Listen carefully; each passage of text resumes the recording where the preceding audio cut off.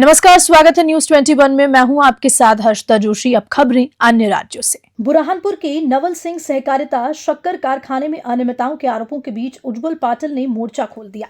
Delegate चुनाव जीतने के बाद उन्होंने प्रेस कॉन्फ्रेंस कर गंभीर आरोप लगाया है। उज्जवल पाटिल ने प्रेस वार्ता में आरोप लगाया कि नवल सिंह शक्कर कारखाने के फंड का दुरुपयोग किया जा रहा है और ठाकुर परिवार इसे अपने नियंत्रण में रखना चाहता है। उन्होंने कहा कि यह कारखाना किसानों का है और उन्हीं का हक होना चाहिए। किसान नेता शिव कुमार सिंह के प्रति श्रद्धा जताते हुए उन्होंने आश्वस्त किया कि कारखाने का संचालन नियमित रूप से हो ताकि किसानों को नुकसान न हो।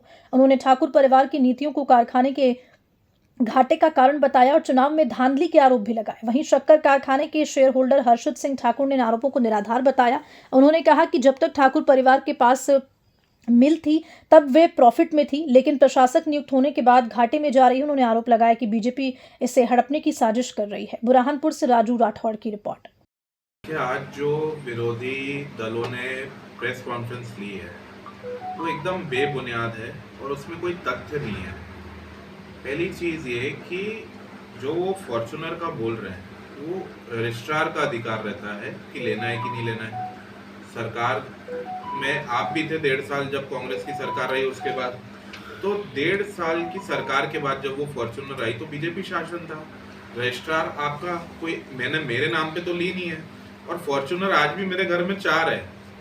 गाड़ी का कोई लालच नहीं है ठाकुर परिवार को। एक मेरे पास है फॉर्च्यूनर, एक ठाकुर सुरेंद्र सिंह जी के पास है खुद की, एक मेरे बड़े भाई राजेश भैया के पास है, एक छोटे भाई विश्वजीत सिंह जी के पास है। तो 4 फॉर्च्यूनर आज भी है। तो मुझे नहीं लगता कि फॉर्च्यूनर कोई बहुत बड़ा मुद्दा है हमारे लिए। ये एक प्रोसेस रहती है कि टैक्स एग्जम्पशन में क्या फायदेमंद रहेगा फैक्ट्री के लिए। ली तो किसानों के लिए वो आज भी वो फैक्ट्री में ही खड़ी है या कलेक्टर साहब के पास खड़ी क्योंकि वो प्रशासक है। हमारे घर पे तो खड़ी नहीं है, किसान की है। अब वो फैक्ट्री अगर अच्छी चले तो अपन हेलीकॉप्टर लेंगे किसानों के लिए। उनका ये कहना है कि जो है वहाँ पर जिस तरह से जो चल रहा था, लेकिन आज जो है वहाँ जिस तरह से जो वहाँ बोलबाला हो गया वो राजकुमारों का हो गया और आप लोगों के ऊपर जो है कई आरोप भी उन्होंने लगाए हैं। देखिए, मैं आपको एक बहुत सीधा सा सिस्टम बताता हूँ। ये आपके सामने है लिस्ट मतदाता सूची शेयर होल्डरों की। यहाँ आप जो मैंने हाईलाइट करा है साफ देख रहे हो कि मेरा नाम है हर्षित सिंह ठाकुर चंद्र प्रकाश सिंह, मैं पात्र हूँ और ये इनकी बनाई हुई सूची शासन को दबाव दे के इसमें मेरा नाम गायब है।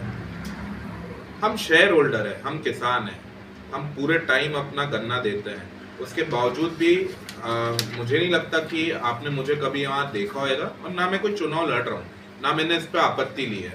अगर मेरे को कोई लालच होता तो मैं आपत्ति कोर्ट से ठीक करवाता क्योंकि मेरा नाम था गायब हुआ है और मैं वहाँ जाता। तो कोई ऐसा नहीं है। हमारा सिर्फ एक ही उद्देश्य है कि स्वर्गीय ठाकुर शिव कुमार सिंह जी ने जो कारखाने को इतनी मेहनत लगन ईमानदारी से खुद पानी छीट छीट के बनाया है, गांव गांव घूम के किसानों से शेयर इकट्ठे कर रहे हैं, वो चलते रहना चाहिए, सुचारू रूप से चलते रहना चाहिए। रिजेक्ट कर दिए हैं तो माननीय रिटर्निंग ऑफिसर जो भी है उन्होंने बाकायदा मध्य प्रदेश कोऑपरेटिव सोसाइटी अधिनियम नियम और कारखाने को संचालित करने वाले बायलॉज के आधार पर ही निर्णय लिया गया है। अभी तक के जो हुआ होगा उसके लिए वह उस वक्त के रिटर्निंग ऑफिसर और यह संचालक मंडल में जो बैठे लोग हैं वो जिम्मेदार होंगे।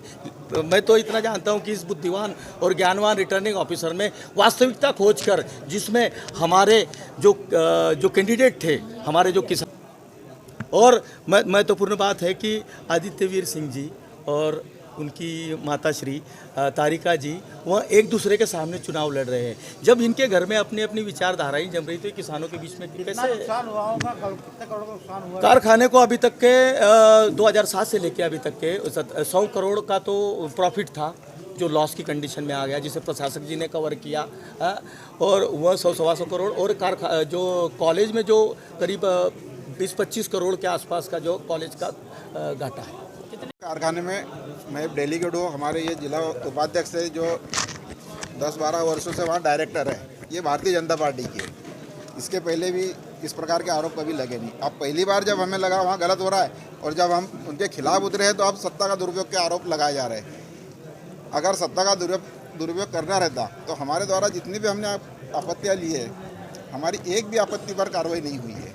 हमने डिफाल्टर की आपत्तियाँ ली, हमने जिनके बच्चे वहाँ कारखाने में बायलॉज अनुसार जो वहाँ कर्मचारी रहता है वो बच्चे अगर ड्यूटी करते हैं तो वहाँ चुनाव नहीं लड़ सकते। इसकी आपत्ति ली, ये आपत्तियाँ भी हमारी मान्य नहीं हुई। अगर हम सत्ता का दुरुपयोग करते तो हमारे जितनी भी आपत्तियाँ है सारी मान्य होती, हमारी एक भी आपत्ति मान्य नहीं। नए बोर्ड के गठन के बाद क्या पुराने मामलों को उठाकर उस पर कार्रवाई की जाएगी? जो भी वहाँ गलत हुआ है उस पर कार्रवाई की जाएगी। भैया प्रदेश अध्यक्ष जो कांग्रेस के जीतू पटवारी ने पोस्ट की है कि कहीं ना कहीं भाजपा सत्ता का दुरुपयोग कर इस पर कब्जा चाहती है। अब पहली बार उनको ऐसा लग रहा है कि उनके हाथ से कुछ खिसक रहा है, इसलिए वो गलत आरोप लगा रहे हैं। इसके पहले कभी उन्होंने बोला नहीं। भैया ये माने कि आप भावी अध्यक्ष हो? बिल्कुल नहीं, ये तो सब लोग तय करेंगे।